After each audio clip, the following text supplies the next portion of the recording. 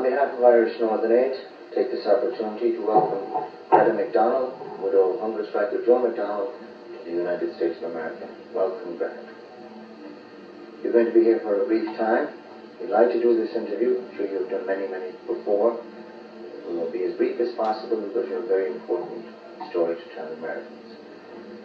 How is it being here, and the people you're talking to, you find a lot of sympathy? How are you finding it? Well, first of all, I came here for the short period of 4 days because I reflected come for a fortnight, but the children need me so much now. I thought 4 days would do it all. I came because I wanted to tell the American people just a big thank you from me and my family and all the people in the North. We see from television how much the American people are doing for us. Of course, we don't see the full story, but we can take it from what we see. There's a hell of a lot more happening over here. At one stage, we did think the Americans were doing lots more than the Irish were doing themselves. I went to one protest, and the reception I got was horrific, and the support is fantastic. I can't believe the support is as strong as it is. Well, I can only say this to the American people. I watched my husband Joseph for 63 days die on hunger strike, and the struggle was very hard. To watch someone you love very dearly give the ultimate sacrifice, which is life itself, is a very hard thing to do. But let me tell the people here, like so many other people, they only get the rough edge of what's happening to us, about the plastic bullets and the riots and everything else that happens just in Belfast. My friend's daughter, Julie Livingstone, was shot dead by a plastic bullet. She came out of the shop with a bag of sweets, walked across the street, and was hit in the head with a plastic bullet. I know for a fact no one has ever seen that child, because her mother couldn't open the lid of her coffin. Her head was completely blown off. She's only 13 years of age. She is the youngest child out of 13 of the family. One of her brothers is doing natural life. The other brother is doing 14 years. The RUC wrote her a letter and told her mother, well, she would have only grown up to be another terrorist.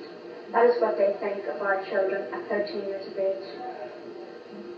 Willie Whitelaw said, plastic bullets will not be used in Britain. They are lethal weapons.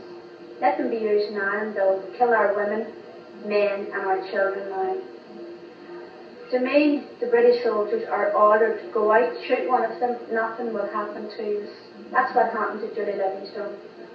I'm tired listening to Mrs. Thatcher say, justice is justice, a crime is a crime is a crime. Who only else know about crime? Julie Livingstone was shot through the head because she came out of the shop. A British soldier said, right, we'll kill one of them. He did so. Where is that British soldier now? Is he up for murder? No. Not one of the British soldiers have ever been accused of murder or anything else. I tell you where that British soldier was. The next week, he went up to Twinbrook. Caroline Kelly, another child, came out of the shop. She had a carton of milk in her hand. She got the head blown off as well. You've seen her face, but I've seen the back of her head. It was like an eggshell after being hit with a brick. She hadn't got any. So that is why the people of the North are out in their thousands to protest about what is happening to us. We are not animals, we are Irish, and we are very proud of being Irish. I watched Joe die after 63 days. A horrific death. I never ever thought it would happen to me. But we are the outcome of a situation forced upon us by the British. I would never be here today only for the British occupation of Ireland. And my children would not have undergone what they have undergone. My husband, Bobby Sands, and 4 other men got 14 years for one gun found on the floor of a car. The next week, a UDI man was up for the exact same charge. A short found in a car. He got 4 years, which meant, like most of the UDI, they haven't got the guts. He already done a year in remand. He had 3 years. He done a year and a half, and he is out free. But our men are freedom fighters. Nothing less or nothing more. They know it's a civil war. They want political treatment. Why not? They're political prisoners. Do you still, after the trauma you have been through, do you still feel as strongly, well, you obviously do, as ever? You suffered tremendously, the family. Was there a great deal of pressure put on you prior to Joe's death by certain people? Prior to Joe's death, at one stage, I knew Joe was dying. Joe knew he was dying. I was working very, very closely with the Irish Commission for Peace and Justice. We thought we had the answer. The Irish Commission told me, we will not go in unless we have the 5 demands. If we think the British are tricking us in any way, we will be off the course. Well, within minutes actually. The Irish Commission did go in. They took 3 days. 3 very, very long days out of my life. Joe was almost dead at that stage. They went in, they were in for 3 days, they got nothing whatsoever. They seen how deceitful and how evil the British were. They've been the same right through history. So they didn't trust him, but they did not exploit him to the full. At the time when Joe died, he asked for one request a week before he died. He asked that I be with him when he could see me, touch me, and hear me. For the first time I went to the governor, I said, I don't want to be in at the end, I want to be in now, when I can talk to him. I had a lot of things to say to him, because for almost 5 years, I never seen Joe. I refused to accept him as a criminal. He was no criminal. He didn't rape anyone. He was a freedom fighter, fighting for his political views like we all are. I would not see him criminalised. So we held out for almost 5 years. The first day I seen Joe was almost 5 years, and it was a horrific thing to go through. He'd seen me and the kids growing up so quick. But no matter, I would not see him criminalised. Joe was about 48 days in hunger strike when one of the top doctors from America, a top specialist, called me in the office.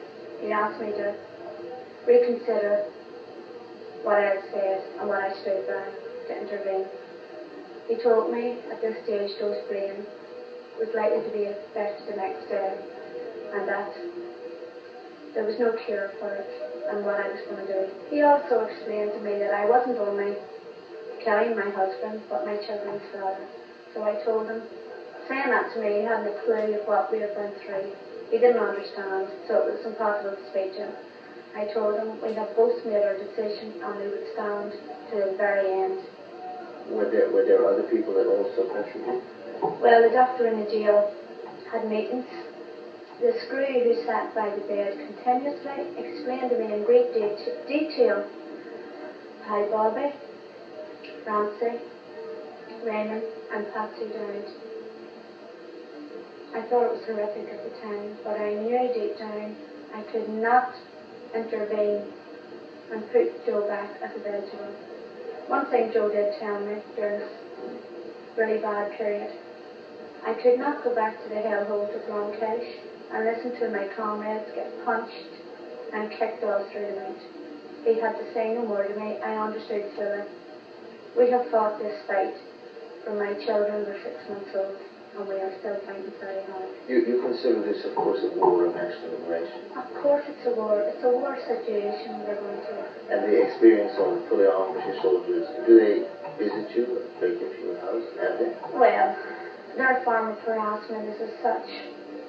The night my Joseph was brought home, we had a radio message put through. Make way for the barrel of bones. This is in reference to? This is in reference to a man who gave the ultimate sacrifice for his country. Another thing they done, we only had Joseph in about an hour. They went up and down the street with the Union Jack flying out of the Jeep. But they know themselves. They couldn't lick the toes of our men. They know how strong and how staunch they are. I tell you how cold it is when your husband dies. When I went and approached the governor about getting in about 4 days before Joe died, he says, no, he is in no immediate danger. At this stage I knew Joe had deteriorated. He couldn't see. Joe was 14 stone. He was a big man. His hair had went white, his teeth had started to protrude, his cheekbones were sticking out of his face. And the night before he died, he was very cold, and I asked the screw, could I oil him down? His lips were hacked and bleeding. The screw, which was very unusual, said yes. I oiled him down. His waist was about 16 inches. I oiled him down, and when I got to his stomach, my whole fist, which isn't very large, sunk right in. And at that stage I thought I was going to die. I couldn't believe what the hunger strike entailed. The next morning at 11 minutes past 5, my Joe died. He died in a coma. They told me he was in no immediate danger, but he died. I knew myself, I could feel it. But I would say this to the people of America. Before each and every one of the hunger strikers died, about 2 days before, they opened their eyes, and I have met every one of the other families, and we all say the same thing. It was as if they'd seen their comrades before them. They were only too willing to die and too happy to get out of this horrible life, which they have endured for so many years. You're talking about the age group? Yes, I am.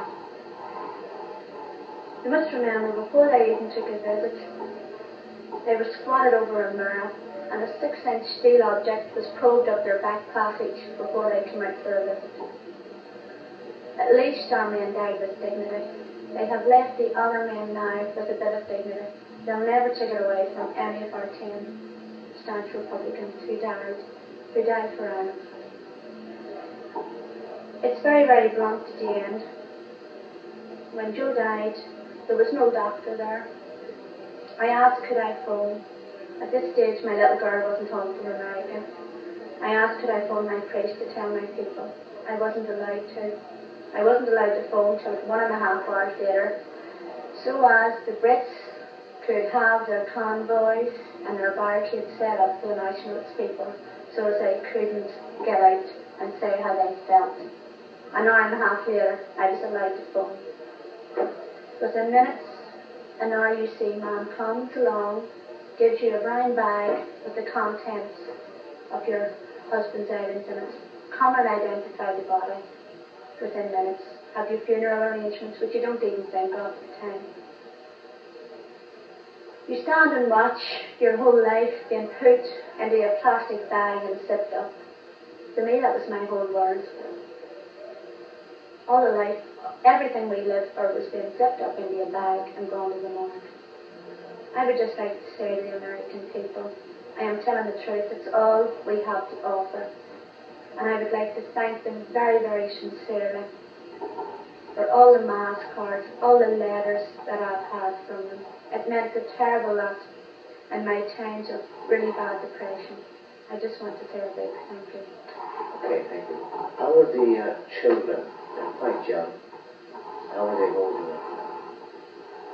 My children are very young, yes. Bernadette is 11, Joseph Og is 10. Joseph Og at the minute is very hard to handle. He hates the Brits. He would throw anything he has at them.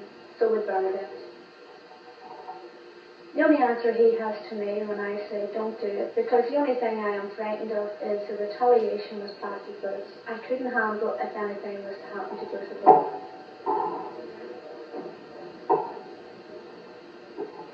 Do you find that the spirit is there that came about during the hunger strike there and here for that? Do you find a big support here that you're expecting?